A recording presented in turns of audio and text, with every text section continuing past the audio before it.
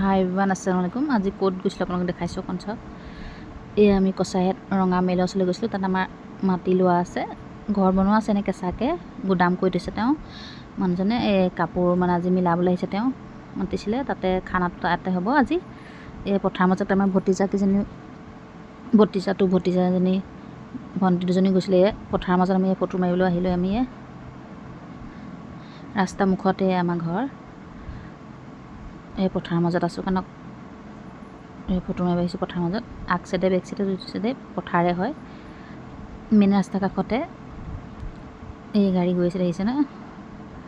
অকণ দূৰ লাগিছে। এতিয়া আমি পথাৰৰ মাজত আছোঁ কাৰণে